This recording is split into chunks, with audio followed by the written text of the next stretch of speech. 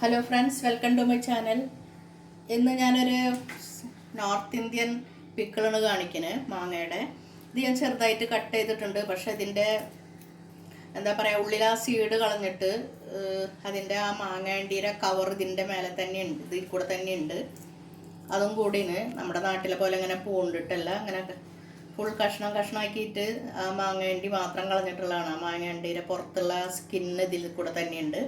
പിന്നെ ഇതിൻ്റെ പുറത്തെ സ്കിന്നും കളഞ്ഞിട്ടില്ല. നന്നായി കഴുകി തുടച്ചതിന് ശേഷം കട്ട് ചെയ്തതാണ്.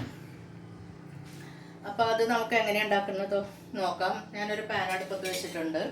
അപ്പോൾ ഇതിലേക്ക് ഞാൻ കടുക് പരിപ്പണത് ഇതൊരു 50 ഗ്രാം ഉണ്ട്. എള്ളെണ്ണന് എടുത്തിട്ടുള്ളത്.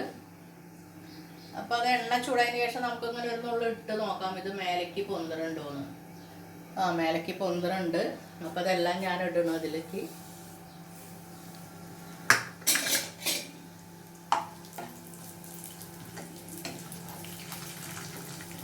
അതിൽ ചെറിയൊരു സൗണ്ടൊക്കെ കേൾക്കുന്നുണ്ട്.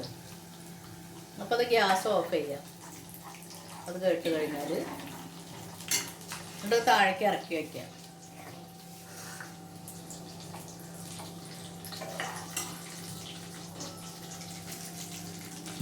താഴേക്ക് ഇറക്കി വെച്ചത് ഒന്ന് ഇളക്കിയതിന് ശേഷം ഇതിലേക്ക് ഉലുവപ്പൊടി ഇടുന്നുണ്ട്. ഞാൻ ഒരു ടീസ്പൂൺ ഇടുന്നുണ്ട് ഉലുവപ്പൊടി. ഇത് വറുത്ത് പൊടിച്ച് വെച്ചതിന്.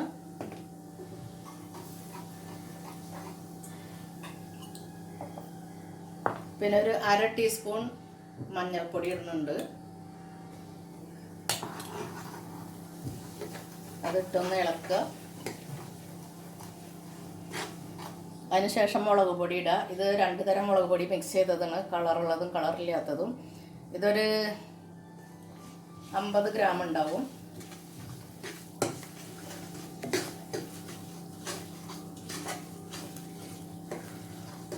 അച്ചാറാകുമ്പോൾ കുറച്ച് എരിവൊക്കെ വേണ്ടേ. ഇനി ഉപ്പിടാം.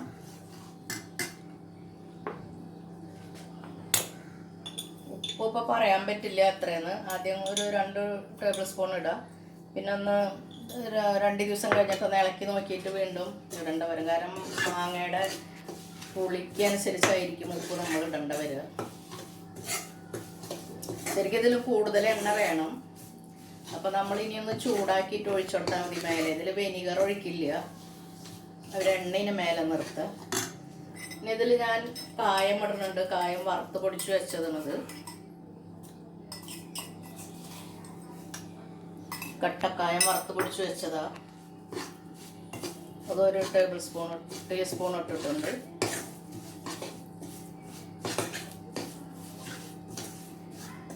ഇതൊന്ന് ചൂടാറിയതിന് ശേഷം ആ മാങ്ങ അതിലിട്ട് മിക്സ് ആക്കുക. എന്നിട്ട് ബോട്ടിലോ ഭരണിയിലോ ഇട്ട് വയ്ക്കുമ്പോൾ ഇതിട്ടതിന് ശേഷം ചൂടാക്കിയ എണ്ണ ചൂടാക്കിയ എണ്ണ ചൂടാറിയതിന് ശേഷം അതിൻ്റെ മേലെ ഒഴിച്ചു കൊടുക്കേണ്ട വരും. മേലെ ഇങ്ങനെ നിർത്തേണ്ട വരും എണ്ണ.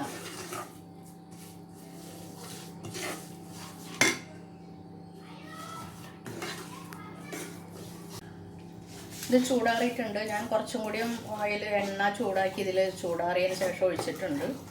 എല്ലാം നന്നായി ചൂടാറിയിട്ടുണ്ട്. ഇനി നമുക്ക് ഇതിട്ട് മിക്സ് ആക്കാം. ഇത് 2 മാങ്ങിന് ഏകദേശം 1 കിലോളം ഉണ്ടാവും. ഇതധികം പുളിയില്ലാത്ത മാങ്ങയാണ്. ഇതിങ്ങനെ ഇട്ട് വെച്ചിട്ടുണ്ടെങ്കിൽ 1 കൊല്ലം വരെ കേടാവാതെ ഇരിക്കും. അടുത്ത സീസൺ വരെ ഇരിക്കും. ഇത് നല്ല ഗ്ലാസിൻ്റെ ജാറിലോ ജാർ ബോട്ടിലോ അതോ അല്ലെങ്കിൽ ഭരണിയിലോ ഇട്ടിട്ട് നന്നായിട്ട് മിക്സാക്കി വെക്കേണ്ട വരും. ടൈറ്റാക്കി അടച്ച് വെക്കേണ്ട വരും. അപ്പോൾ ഇതിൽ കല്ലുപ്പിട്ടാലും കുഴപ്പമൊന്നുമില്ല. കല്ലുപ്പാണ് ശരിക്കും അവരൊക്കെ ഇടാറുള്ളത്. ഞാനിപ്പോൾ പൊടിയുപ്പാണ് ഇട്ടത്. അപ്പോൾ ആ കല്ലുപ്പെല്ലാം ഉരുകി വെള്ളവും എണ്ണയും കൂടെ മേലെ ഇങ്ങനെ ചെരിഞ്ഞ് നിൽക്കുന്നത് നാളെ ആകുമ്പോഴേക്കും.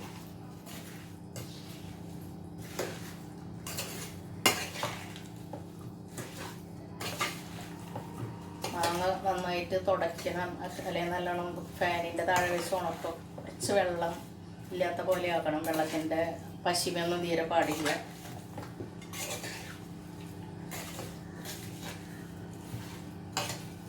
ഇത് ബോട്ടിലേക്ക് നാളെ ഇട്ടാൽ മതി. അപ്പോൾ ഇതിൻ്റെ എണ്ണയൊക്കെ മേലെ ഇങ്ങനെ തെളിഞ്ഞ് നിൽക്കണതാണ്.